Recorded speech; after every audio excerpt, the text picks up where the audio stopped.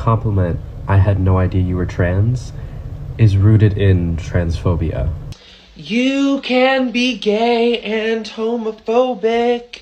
You can be black and racist. Are you gonna show up for the trans community? Repeat after me. I will confront my transphobic friends. I will confront my transphobic friends. Hey, and now let's head to everybody's favorite part of the show, where I react to cringe and dumb TikToks from the LGBT community and try not to lose too many brain cells as you guys watch me suffer and enjoy my pain. Up first, did you know that now passing is transphobic?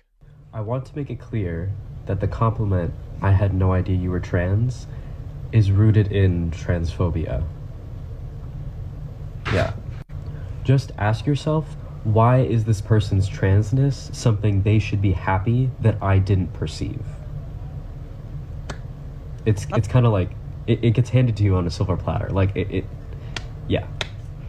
And it sucks because, like, for a lot of us, even if we've unpacked all this stuff, like, it still feels good to hear. But I think collectively, we need to find better compliments and unpack the ones we give to trans people, as non-trans people, or even as trans people ourselves. And then always take into account the fact that some trans people do not give a shit about passing. So, is your compliment even relevant to them?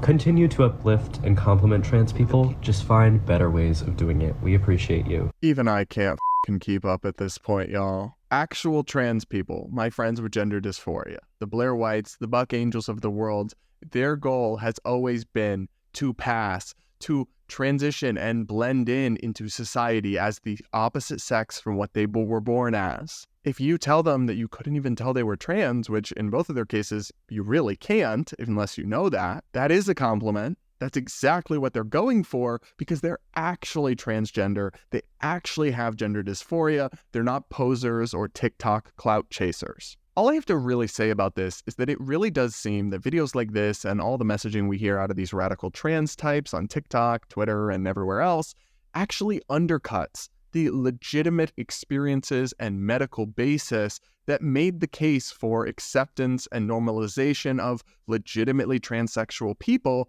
in the first place. And to be honest, this person might just be mad about this compliment because they've never received it. Up next, this TikToker has an interpretive dance for us. I'm not homophobic, I'm LGBTQ. I will be doing an interpretive dance to answer this comment. You can be gay and homophobic. You can be black and racist. You can be a woman and sexist. And if you say, but I have a black friend, or but I'm gay, I'm not transphobic, this is my interpretive dance, it's still problematic. So just because you are something doesn't mean you could be a jerk, because that's still wrong. And if you are wrong, look at the, oh wait, I need to scoot back to this extension. And if you are wrong and mean, that's a wrong thing to do. So don't be homophobic, and don't be racist, and don't be sexist. Just do interpretive dances to answer questions and live a good life.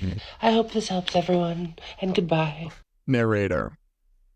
This did not, in fact, help. I will say this, I actually like this guy, Desmond. I watch a lot of his videos, and he seems like a nice person.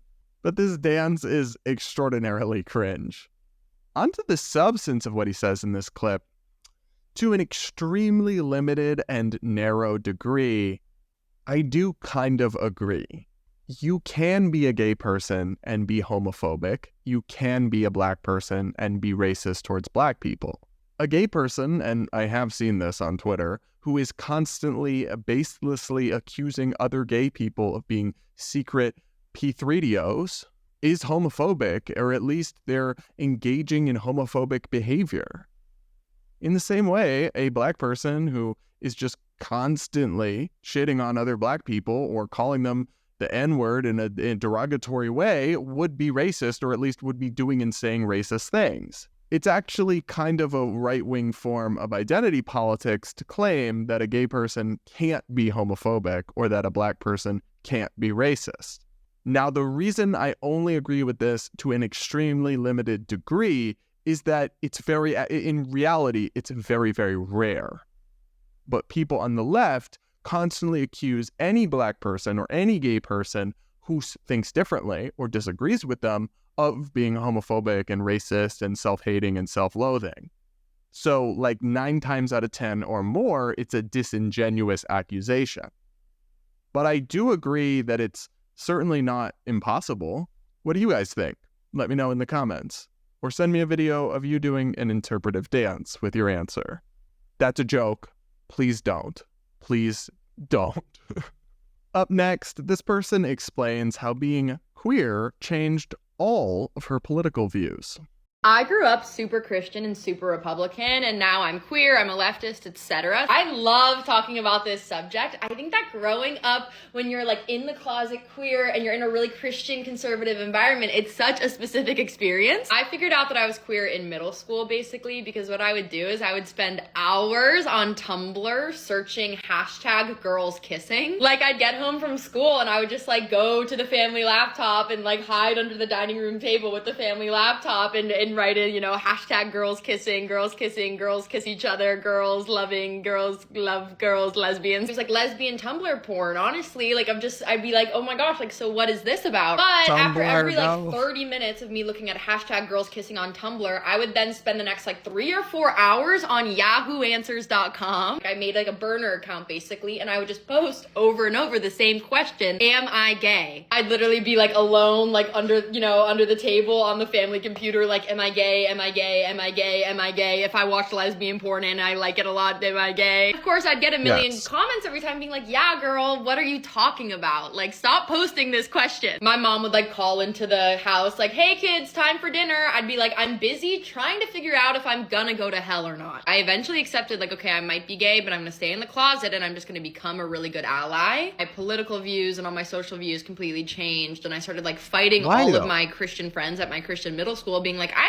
don't have any horse in this race, but I actually think being gay isn't that bad. So the bulk of this TikTok is not that controversial and is kind of relatable, honestly, to the experience that a lot of us went through as gay teenagers, not queer, gay, in this era where we had smartphones and social media.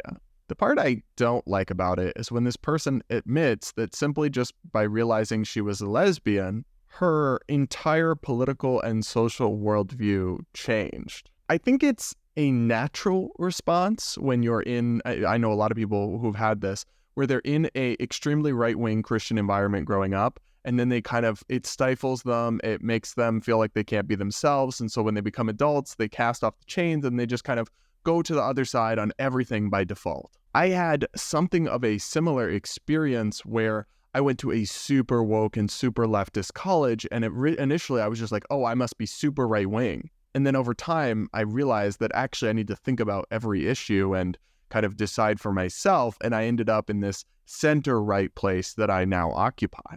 But a lot of people, like this woman, never do that thinking, that critical thinking, that issue-by-issue analysis. They just go from red NPC to blue NPC, or vice versa. That's always a mistake, but it's especially a mistake when you're doing it on the basis of immutable demographic characteristics like being gay. There's just no reason that being gay or being straight should cause you to do a 180 on what tax policy you think is best for the economy, on what gun control rules and regulations you support, on what vision of foreign policy you want America to engage in the world, on how you think our immigration system should be handled, on whether you're pro-life or pro-choice, or on so many other things.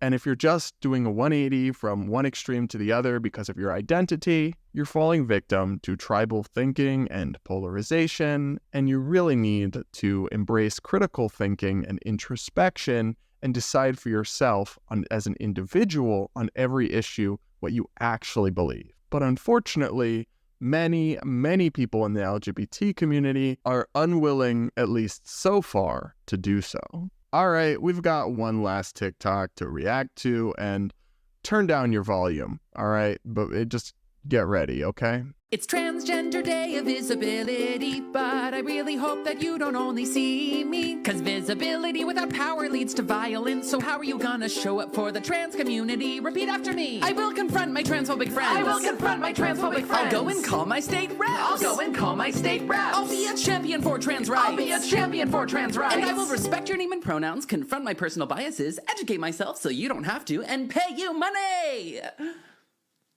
Get to work. I'm sorry, y'all, but to slightly misquote Donald Trump, we need a complete and total shutdown of ukuleles until we can figure out what the hell is going on TikTok. And this reminds me of what I tweeted on Transgender Visibility Day, where I was like, first off, I wasn't really triggered that it was on Easter because that was just a quirk of the calendar. That wasn't some conspiracy or anything that some right-wingers were making it out to be. But I just tweeted that, like, at this point, y'all might be too visible. Like, this kind of cringe stuff is making trans acceptance go down, not up.